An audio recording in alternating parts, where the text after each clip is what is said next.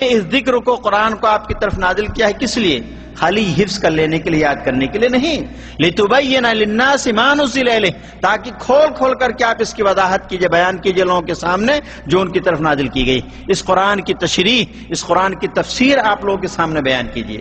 اس لیے حضرت عائشہ رضی اللہ عنہ جب پوچھا گیا کہ نبی کریم صلی اللہ علیہ وسلم کے اخلاق کیا تھے، تو آپ نے فرمایا، حضرت عائشہ نے، کان خلقہ القرآن، کہ آپ کے اخلاق کیا ہے؟ قرآن۔ قرآن کے اندر جو چیزیں موجود ہیں اس کے پریکٹیکل طور پر چلتی پھرتی تصویر تھے نبی کریم صلی اللہ علیہ وسلم۔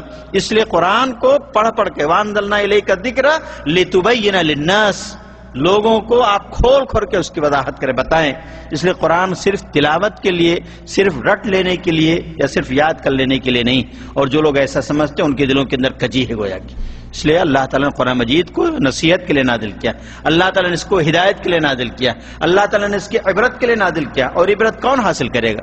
جو اس کا معنی مطلب سمجھے گا۔ اس لیے آج بڑے بڑے حافظ قرآن کو ہم نے دیکھا، قاری اور حافظ ہے، لیکن قبر پر جا کر کے وہ باقاعدہ ہاتھ اٹھا کر کے دعائیں کرتا، وہاں پر التجائیں کرتا ہے، ایاک نعبد و ایاک نستعین پڑھتا ہے، ہر نماز میں پڑھتا ہے کہ اللہ تعالیٰ ہم تیری ہی عبادت کرتے ہیں اور تجھی سے مدد مانگتے ہیں، لیکن جیسے نماز ختم ہو جا کر کے قبر پر مدار پر پہنچ جاتا ہے۔ یہ اپنی آنکھوں سے ہم نے دیکھا ہے کئی جگہوں پر جو ہے۔ تو یہ میرے تو صرف یاد کر لینا کمال نہیں، اس لیے انسان کو جو ہے کہ قرآن کا ترجمہ پڑھے، اور یہ اللہ تعالیٰ کا بڑا فضل و کرم ہے کہ آج ہم جس دور کے اندر ہم سانس لے رہے ہیں، اللہ تعالیٰ نے ساری آسانیاں ہمارے لیے مہیا کر دی۔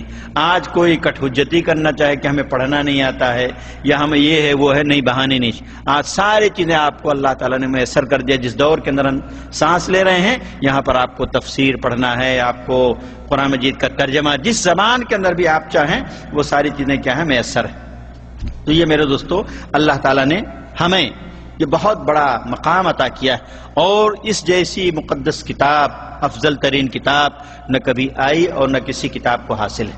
یہ مقام اور مرتبہ جس کا ایک حرف سے پڑھنے پر 10 نیکی مل جائے، اور جب اس کا معنی تو سونے پر سہاگا ہم کہتے ہیں، نور علی نور، اس لیے کہ جب تک پڑھیں گے نہیں معنی اس کا میسج کیا ہے، اس میسج کو ہم سمجھ نہیں سکتے۔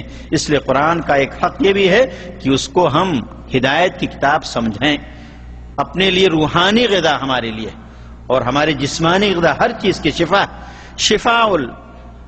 جسمانی غذا جسمانی بیماری کے لیے بھی شفا ہے، اور روحانی بیماریوں کے لیے بھی شفا ہے۔ یہ ہماری ہر چیز کی شفا ہے، اس لیے اللہ تعالیٰ اس کو شفا بنا کر کے بھیجا، تو اس کو ہمیں کیا ہے؟ ہمیشہ اس سے ہمارا تعلق ہونا چاہیے، ورنہ ایسا نہ ہو کہ ہم قرآن کو صرف لپیٹ کر کے رکھ دیں اور اس کے بعد قیامت کے دن اللہ تعالیٰ کے رسول صلی اللہ علیہ وسلم مقدمہ دائر کریں ہمارے خلاف، وقال الرسول یا رب ان قوم اتخذوا هذا القرآن مہجورا، کہ میری اس قوم نے قرآن کو پس پش ڈال دیا، چھوڑ دیا تھا، نہ کبھی پڑھتے تھے، نہ کبھی سنتے تھے، نہ کبھی کچھ کرتے تھے۔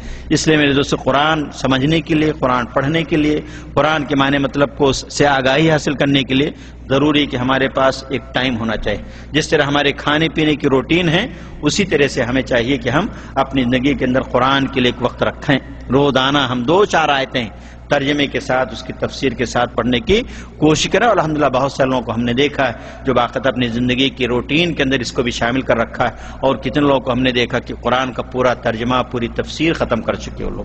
اس لیے ہماری زندگی کے اندر بھی یہ چیز ہونا چاہیے۔ تو یہ حضرت ابراہیم علیہ السلام کی دعائیں مکے والوں کے لیے خصوصی طور سے، اس لیے رسول اللہ صلی اللہ علیہ وسلم نے مکے کی فضیلت آپ جانتے ہیں کہ مکے کے اندر ایک نماز انسان جب پڑھتا ہے تو 1,00,000 کا اجر و ثواب ہے، 1,00,000 کا اجر و ثواب بتائے۔ یہ فضیلت دنیا کے اندر کہیں نہیں ملے گی۔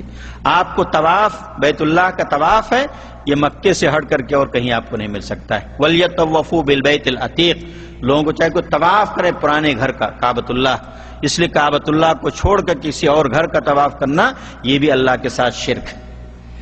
رکوع اور سجود صرف اللہ کے لیے خاص۔ اسی طریقے سے یہ بھی چاری چیزیں ضروری ہے کہ ہمارے پاس ہونا چاہیے کہ ہم اپنا طواف بھی، اس سے بڑی نعمت کیا مل سکتی ہے؟ ہمارے لوگ جاتے ہیں ایک سفر کے اندر 4-4، 5-5، 10-10 عمرہ کرتے ہیں لوگ تنعیم سے جا کر کے، کہتے ہیں مقام مسجد عائشہ سے چل کر کے، اور مسجد عائشہ، صحیح بات یہ ہے کہ ایک سفر کے اندر ایک ہی عمرہ اصل ہے، ایک سفر کے اندر ایک ہی عمرہ اصل ہے۔ اس لیے انسان کو نیک نیتی کے ساتھ 10 عمرہ کر لے، دوڑ دھوپ، کیا فائدہ اس سے؟ زندگی کے اندر کوئی تبدیلی نہیں، جیسا 10 سال پہلے تھا ویسا 10 عمرہ کرنے کے بعد بھی وہی، 10 حج کر لیتا تو بھی وہی۔ زندگی کے اندر چینجنگ آنی چاہیے، اور یہی علامتیں ہیں قبولیت کی کہ اگر آپ کی زندگی کے اندر تبدیلی آ گئی تو گویا کہ آپ کا حج اور آپ کا عمرہ قبول ہوا. اور اگر وہی رفتار بے ڈھنگی جو پہلے تھی سو اب بھی ہے، اگر وہی رفتار، وہی عادتیں، وہی خصلتیں، وہی ساری چیزیں موجود ہیں جیسے پہلے طواف کرنے سے پہلے تھے، تو آج طواف آپ کتنا بھی کرتے رہیں. اس لیے بعد تابعین کا قول ملتا ہے، کہتے ہیں کہ جو آدمی مقام تنیم پر یا مسجد عائشہ جا کر کے طواف کرتا ہے، مجھے نہیں معلوم کہ اس کو ثواب ملے گا کہ گناہ ملے گا. کتنا ہی اچھا ہوتا اس آدمی کے لیے کہ کعبۃ اللہ کا طواف کرتا، نمازیں پڑھتا، تو اس کے حق میں زیادہ